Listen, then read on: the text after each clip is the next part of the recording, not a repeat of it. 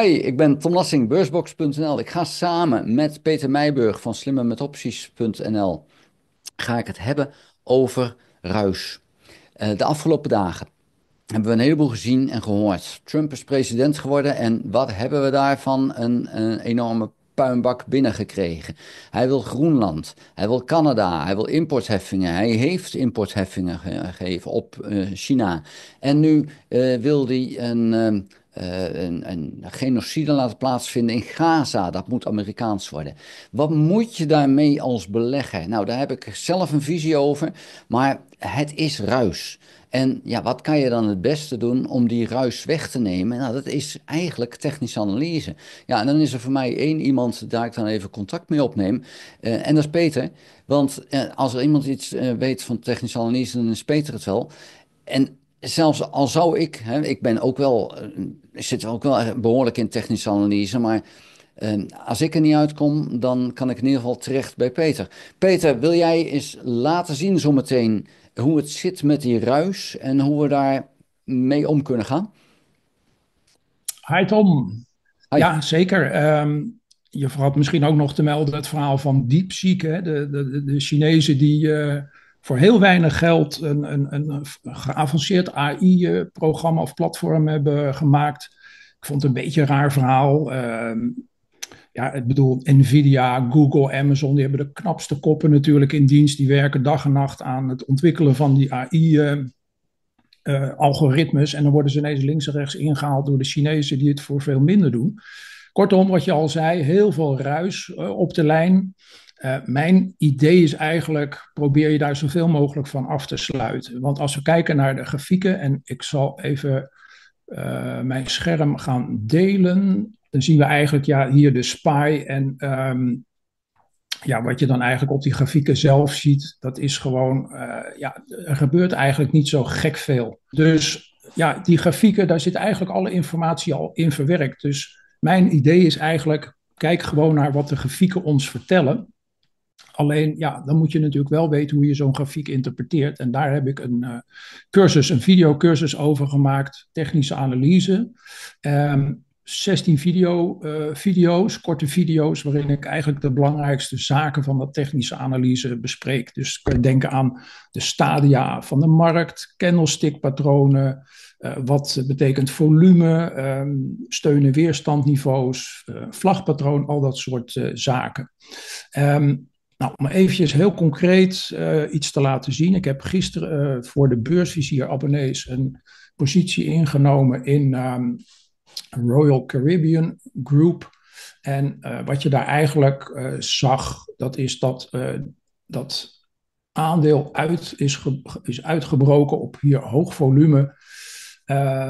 Vorige week dat de earnings bekend waren gemaakt. En vervolgens wat je dan ziet, is dat die koers die gaat dan wat corrigeren. En dan krijg je eigenlijk zo'n vlagpatroon te zien.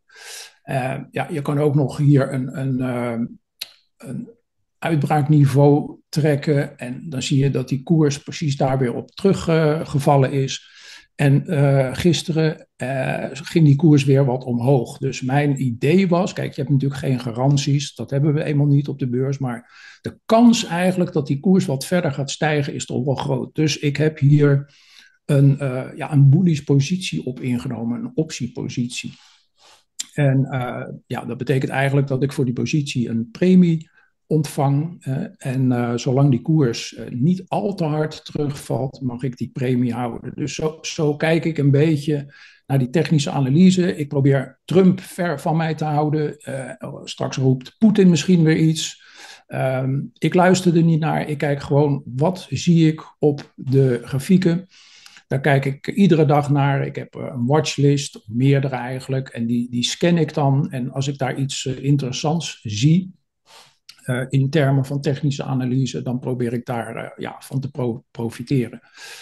En ja, dus iedereen, en ik zou het je zeker aanraden, die cursus. Ik ben er lang mee bezig geweest, maar ja, eigenlijk alles wat je moet weten zit erin. Dus mocht je geïnteresseerd zijn, ik heb nu ook een leuk tijdelijk aanbod.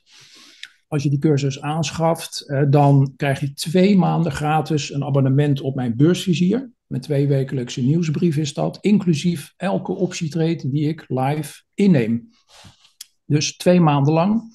Je hoeft verder niks te doen, want na 2 maanden stopt het. Tenzij je natuurlijk door wil. Dat zou natuurlijk helemaal leuk zijn, maar het hoeft niet.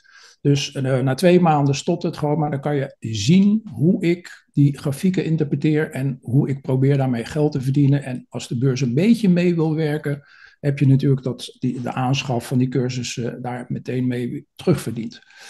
Dus ja, dat eigenlijk eventjes mijn idee over die technische analyse. Hè. Dus geen ruis toelaten, maar gewoon kijken wat doen beleggers, hoe reageren ze. Ja, nou, dankjewel. Ja, het punt is, ik krijg veel mensen te horen, oh, en dan gaat de beurs omlaag. Maar nieuws en de beurs die staan los van elkaar. En ja, uiteindelijk, je ziet het in de grafieken. En ja, wanneer komt de beurscrash? Ja, die komt altijd, maar dan ook echt altijd onverwachts.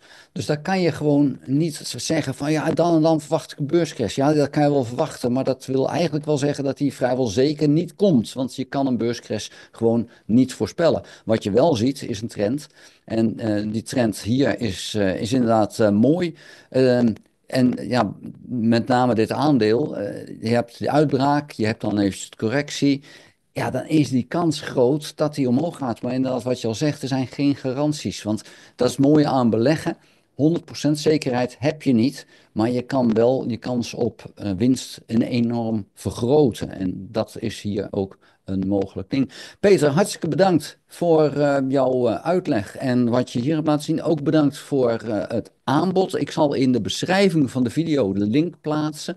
En ja, dan kunnen mensen kijken of ze de cursus daadwerkelijk willen kopen. Ik raad het van harte aan om dat te doen, omdat die compleet is. En ja, eigenlijk je hebt er een leven lang plezier van. En natuurlijk kan je ook zelf gaan lopen klungelen en gaan kijken van, hoe kan ik het allemaal zelf uitvogelen? Dat kan je. Maar ik raad het gewoon niet aan, want met 1 keer die cursus doen ben je ongelooflijk veel verder. Dus wat dat betreft is het een goede zaak. Zijn er nog verder zaken die je wil bespreken?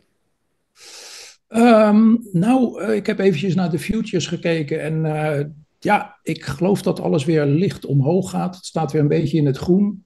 Ehm, ja, dus ik denk eigenlijk, we zitten nog steeds toch in een boelmarkt. En je merkt toch ook dat beleggers elke daling een beetje aangrijpen om toch weer in te stappen. En dan heb ik het nog niet eens over misschien wel de Federal Reserve, die natuurlijk ook, het is natuurlijk een publiek geheim, maar ook nog wel eens aan het kopen wil slaan, mochten de koersen echt heel hard gaan dalen. Dus ja, voorlopig gaat het nog steeds omhoog, maar het is net wat je zegt. Kijk, die crash die komt een keer. En alleen, ja, we weten nooit wanneer. Dus het laatste waar ik mee zou willen besluiten is toch altijd je risico's heel goed in de gaten willen houden. Dus dat is ook de reden dat ik nooit ongedekte opties ga schrijven. Dat is voor mij veel te veel risico. Ik bouw altijd een verzekering in, zodat als het fout gaat, mijn portefeuille in ieder geval nooit wordt opgeblazen. Dus risico's managen is echt heel erg belangrijk. Goed advies. Dankjewel, daar wil ik mee afsluiten. Tot de volgende keer. Oké. Houdoe. Dag, dag.